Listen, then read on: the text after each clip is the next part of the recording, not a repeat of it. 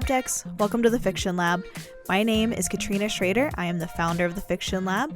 I'm an editor, book coach, author, you name it. If you want to learn the story elements, you can do so here at the Fiction Lab. So, with writing fiction, and if you decide to publish, there are tons of different routes you can take. And so my guest this week is Amy Lee from Quillhawk Publishing. She is actually going to walk us through the different options of self-publishing, hybrid publishing, traditional publishing, and what is going to work best for you and your book. So she answers a lot of really fun questions, and I hope that you find this really helpful. All right, Amy, thank you so much for coming to the Fiction Lab. Tell us a little bit about yourself before we dive into our topic. Hi, Katrina. Thanks for having me. I am the founder of Quillhawk Publishing. We're a hybrid publishing company based out in Edmond, Oklahoma. And in addition to helping authors bring their books to market, I am also an author myself with several published books, as you can see behind me. And I'm a speaker. I just do all sorts of things, but that is my main bread and butter, the Quillhawk Publishing. Yeah, you're also a hustler. I feel like every time I go to any sort of conference or convention, I think we've ran into each other in Kansas before. Yep. Well, it takes one to know one, Katrina. Yeah. Okay, yeah, you're right. Okay, so today we're going to talk a little bit about hybrid, traditional, indie publishing, kind of what is the right path for authors. So can you give us a breakdown of each type, and then we'll kind of dive into the pros and cons? Yeah, so let's start with traditional publishing, right? That is really about you sending your manuscript to an agent who then takes your manuscript and shops it around to a publisher, and then that publisher will hopefully give you a contract, and they take it and they run with it. And you basically don't do anything in terms of cost and getting the book out to market. The indie publishing route, let's go there next. That really is a do-it-yourself kind of model, right? So this is great for the author who wants to just roll up their sleeves, learn how to do everything themselves, pay for everything themselves, manage their budget, manage their time, and get their books out to the market. Hybrid publishing is another piece that is growing in traction, which is my space. It really is dovetailing the two, traditional and indie publishing together, taking the best of both worlds to get your book to market. Yeah, so it is kind of just the best of both worlds, where you get kind of the benefits of the marketing stuff from trad publishing, but you don't have to do all the hard work of self-publishing, but the royalties of self-publishing, right? Yes, absolutely. Yeah. So let's talk a little bit, let's focus on maybe traditional publishing first, and then move over to self-publishing and then hybrid. So with traditional publishing, what are kind of the pros and cons, and how do you know if that's maybe the right path or the wrong path for you? Yeah, so there's a lot of pros with traditional publishing, right? One is there's no upfront costs to the author, which is beautiful. The only thing is the cost is in time. So that's the con right there, because it can take 1 to 3 years to actually get your book published. You get professional editing. You have a whole team behind you with traditional publishing. They do the cover design, they do the formatting, distribution. It really is, you've done the hard work in terms of writing the book. Now you hand it over to a traditional publishing company and their team takes over. There's potential for bookstore placement. There's potential for advancements. So that's the beautiful thing about advancements is you get, anywhere between $1,000 to $20,000, depending on the genre, depending on the publishing house, depending on you, the author, what your platform is. And then, there's prestige and credibility there. A lot of people, a lot of readers sometimes even are like, well, I don't want to read somebody's book if they're self-published. They have to be traditionally, with one of the big fives or whatever. So there's that prestige and credibility. And then I'd say, so let's go with the cons, I guess. The cons are you do have to secure an agent most of the time. If you're going with a smaller house, you don't necessarily have to have an agent. You can go directly to an editor. But the agent right off the bat is going to take 15% of your royalties. That's their fee. So there is that, and then even after that, they have to shop your book around. So longer time. You have less control, right? So they may want to change your title, they may want to change your ending, they may want to change your point of view, whatever. And I've heard also that with traditional, sometimes you start with an editor that you really like, you work really well with them, and then your work gets punted over to another editor, and you just conflict there in terms of the interest, and that's a difficult relationship to navigate. Lower royalties typically, right? And so you can expect to receive 5 to 15% royalties, and don't forget, your agent also gets a cut of that. So um, I just had a conversation the other day with an author who was like, well, I want to go traditional because they're going to do all the marketing for me. I'm sorry to say, you still have to do marketing. They do basic marketing for you, which is also nice. But yeah, do expect to do some marketing yourself. Yeah, and I think the thing is too that a lot of people don't consider, and I've run into this actually recently a couple times, where it's hard for people to understand not only the time involved, but also the it's the time involved, but also the fact that it may not even happen. You could be pitching to agents for years and never see any traction, and it's not to say that your book is bad. It's just it's the nature of the beast, and agents are getting thousands of submissions throughout the year. And so it's so hard to get to break into trad publishing unless you're already there. Yes. Or you've been, I honestly recommend lately, and this may or may not be a good suggestion, but and I'd be interested in your take, to go if you want to break into trad publishing, maybe do self-publishing or hybrid publishing first and build an audience base, and you're more likely to get picked up by a publisher later. Yes, I agree. I agree because the number one thing I always stress is knowing your brand. So once you have an author brand and you build that platform, then you're more likely to get traditionally picked up. Yeah. And with traditional, it's a great avenue for sure to go, but keep in mind that here's a potential con, is that, what if you get a contract, but then that publishing company gets bought out by another bigger, Yes, I've run into that a couple times. right?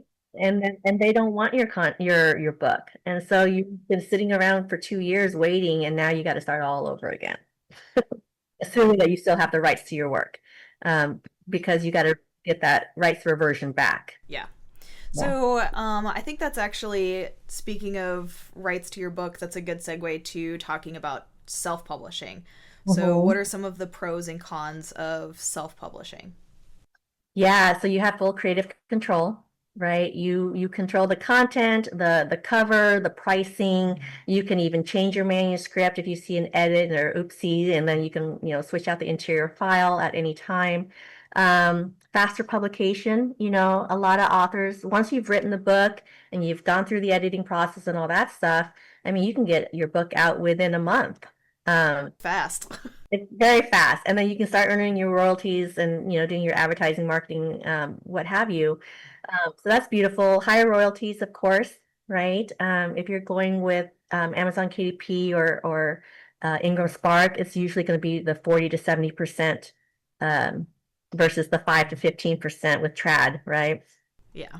Then let's see. I mentioned you have the ability to do your content at any time and your cover too. Let's say you do, your cover's outdated, whatever, you can redo the cover. And honestly, if you're treating your self-publishing as a business, it really helps you to fine-tune your entrepreneurial skills, treat it as a business and learn all the ins and outs of running a business. Yeah. Well, that and being an author, you have to have a personal brand. No matter what publishing route you're going with, even if you're going Yeah. traditional publishing, there's still this like you said, oh, I want them to do all my marketing. You still have to be a part of that brand, so you're a part of the marketing. Yeah. You're selling yourself as much as you're selling your work. And I think going into self-publishing with the understanding that or even just any kind of publishing with the understanding that this is a business, Mhm. it's necessary. Yeah, because too often, authors treat it as a hobby, or it becomes a hobby. and it's an expensive hobby. So there starts the con conversation, right? Because all that upfront cost belongs to the author who chooses the self-publishing route, because you got to buy your ISBN numbers. In the US, it's through Bowker, right? The official agency for ISBN numbers. You got to do the marketing, you got to apply for a Library of Congress, maybe register with the copyright, government agency. Editing, covers, all that is yours, your baby. And then you have to learn the language of publishing, which, as you know, is very complicated, convoluted. It's a huge matrix. It changes all the time. Just if you're not keeping up, and the best way to keep up is to go to these conferences or join writing organizations, that kind of thing, which can be expensive. Yes. Yeah. Oh, So yeah. there's a lot of expenses involved. There's no advance payments No. either. uh, Unfortunately, sorry. I mean, you could pay yourself, but then what's it is harder to get into bookstores. So you really do, that's where the hustle hat comes on. You got to pound the pavements, reach out via email, pick up the phone and call in today's world. Like, oh my gosh, I have to pick up the phone and call somebody. It's scary. Um, and there's still that credibility thing, oh, you're a self-published author. So unless you have a very solid book with a solid cover, solid everything, editing, you're gonna be known right away that you self-published. And some people might frown on that. yeah. There's also, weirdly though, and this is kind of going back to the pros, there are some people I know who strictly read self-pub books. They love going through like Kindle Unlimited or, looking for anything that is self-published, particularly in the romance, I've noticed, or even just like romantasy, which is really popular right now. But, Yeah. or I think just in general, a lot of people are looking for self-pub work, which is really Good. encouraging to see. Okay, so let's talk about what you do, hybrid publishing. Hybrid. What are some pros and cons? Well, hybrid is you do have a publishing house that adheres to publishing standards, so you do get that professionalism like traditional. We have editors, we have designers, we have formatters. We partner with people like you, Katrina, who help us bring the book professionally forward. It's a faster timeline than traditional publishing. Might be slower than self-publishing because you are partnering with someone and their lens is going to be different from your lens. So there's a little bit of collaboration, give and take going on, right? But higher royalties than traditional. Depending on the publishing house you go with for hybrid, you may get all of the royalties, right? Versus a higher cut of the royalty. With Quillhawk, our authors actually get all of their royalties, so we don't take a cut of it. That's amazing. We are all about our authors. You get some marketing support, and then there is credibility with hybrid, because when you're publishing a book, there's a big old logo or there's a big old published by whatever the publishing company's name is. And so, it's more credibility than saying published by Amy Emily. Yeah, and then the cons, I would say with hybrid, it kind of goes with some of the cons for traditional, right? Like with self-publishing, you don't get the royalty, the advancements with hybrid typically. And because it's author subsidized, you do have to pay an upfront cost. There's usually different packages though, so that is a nice thing, but the packages can be out of your budget, right? It could be 1,000 up to 15,000, let's say. It really depends on the package that you're picking. But again, it's knowing that your book is in good hands, and you don't have to do all the work, right? There's a partnership there. What are some of the cons? I would say that we're very much linked to vanity presses, which I hate that, but we are. Yeah, that was gonna be my last question. Yeah, so distinguishing between a really genuine hybrid publishing company versus a vanity press is hard. Yeah. And that's where the author has to really do their due diligence, do their research, find out what the reviews are, ask the publishing company to speak with their authors, and get and interview the authors on their experiences, that kind of thing. And then with hybrid, again, it's more hustling where to try to get it into a bookstore or a library, but it can be done and it has been done. And a lot of authors are very successful in it. So Yeah, that's great. yeah. I do actually want to, at some point in the future, schedule another time for us to just talk about the difference between hybrid and vanity. Like, Yeah. I think we could have a whole episode about what to look out for. Oh yeah. And so that's something that we'll definitely have in the future. So where can everyone find you? The easiest is just to go to quillhawkpublishing.com and take a look at the website there. There's links to my social media pages as well, but just Google Quillhawk Publishing, you'll find us.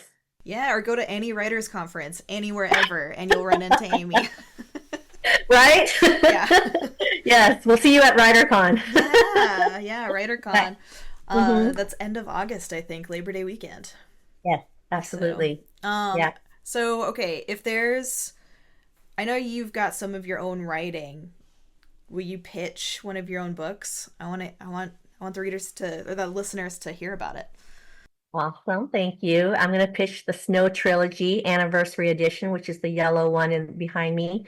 It is 3 books in one. It really is an auto fiction about my family's journey from war-torn Vietnam through the South China Sea as boat refugees onto a refugee camp where we tried to survive while we were trying to get sponsored to the US.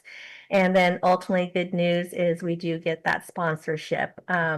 And it goes on to talk about what life was like in America as new immigrants, new refugees navigating the US. And then also at the very end is a cookbook, which ties the 3 books together because it's all about breaking bread around the table, having food with your family, and breaking the cultural tie or the bonds. Forging the bonds through food. That's so Yeah. cool. I always forget that you have a cookbook back there. I need to remember it's there because I think that's so awesome. Like, that's really cool. Yeah, and my number one favorite recipe that everybody is excited about are my egg rolls. Um, and my pho. So go in there and check out the All recipe. right, I'm coming Yeah. over to visit this winter so that you can make me pho.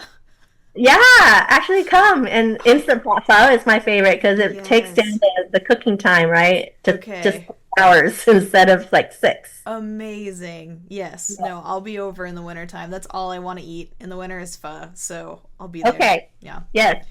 Ugh. I'll put a seat for you at the table. Thank you. Well, thanks for joining us here at the Fiction Lab.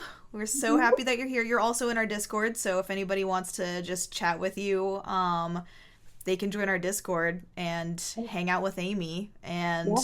it's nice because we've got a few other editors in there. I think we've got a cover artist in there, narrator. So you can find a ton of industry experts just in our Discord. So Yeah. yeah. Excellent. Yes. Find your tribe.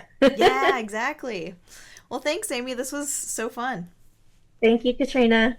Bye. I'm so glad Amy joined us for that. She is just one of the coolest people, and I bump into her at like every writing conference I go to. And so I knew she was one of the first people that I wanted to interview and kind of pick her brain because she just has a lot of very helpful knowledge for everyone. So I hope you enjoyed that. Amy will actually be on for a few more episodes. We've already recorded some with her, and then I've got just tons of other ideas for her to join us, so we will regularly be chatting with Amy. You can find her information in the show notes, so if you do want to reach out or if you have any questions for her, you can find that there. If you have any questions for me, you can also find that information in the show notes. If you want to join the Fiction Lab, our fancy little Discord, you can do so at www.thefictionlab.com. If you have any questions for me, or maybe you're an author or an industry expert who wants to be on the show, you can email me at hello@thefictionlab.com. I would love to hear from you. And then if you are interested in any book coaching, sign up for the Fiction Lab or email me and we can get you set up, and I would love to help you.